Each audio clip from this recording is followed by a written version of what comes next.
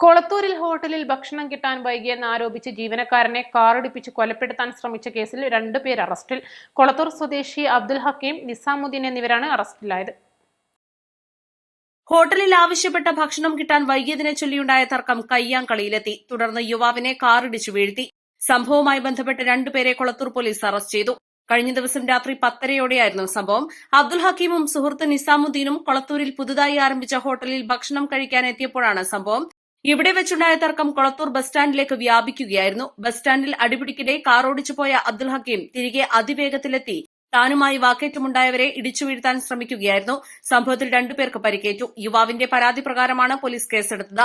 ഡിവൈഎസ്പിയുടെ നേതൃത്വത്തിൽ CI Sumesh Sudhakaran, SI Shijo C Thankachan, Kolathur SI Raphael, DANSAF team എന്നിവരെ ഉൾപ്പെടുത്തി പ്രത്യേക അന്വേഷണ സംഘം രൂപീകരിച്ചുള്ള അന്വേഷണത്തിലാണ് പ്രതികളെ അറസ്റ്റ് ചെയ്തത്. സംഭവത്തിന് ശേഷം വയനാട്ടിലേക്ക് രക്ഷപ്പെട്ട പ്രതികളെ മീനങ്ങാടിയിലെ ഒളിത്താവളത്തിൽ നിന്നാണ് പോലീസ് പിടികൂടിയത്. പ്രതികൾക്ക് രക്ഷപ്പെടാനും ഒളിവിൽ താമസിക്കാനും സൌകര്യം ചെയ്തു കൊടുത്ത 2 പേരെയും കസ്റ്റഡിയിലെടുത്തിട്ടുണ്ട്. കൂടുതൽ ചോദ്യം ചെയ്തു വരികയാണെന്നും ഡിവൈഎസ്പി അറിയിച്ചു. ഹക്കീമിന്റെ പേരിൽ കൊളത്തൂർ പോലീസ് സ്റ്റേഷൻ പരിധിയിൽ മണൽക്കടത്ത് കേസുകളുണ്ട്. നിസാമുദ്ദീൻ മേലാറ്റൂർ പോലീസ് സ്റ്റേഷനിൽ 2021 രജിസ്റ്റർ ചെയ്ത ഒരു തട്ടിക്കൊണ്ടുപോകൽ കേസിലെയും പ്രതിയാണ്. East life, Malappuram.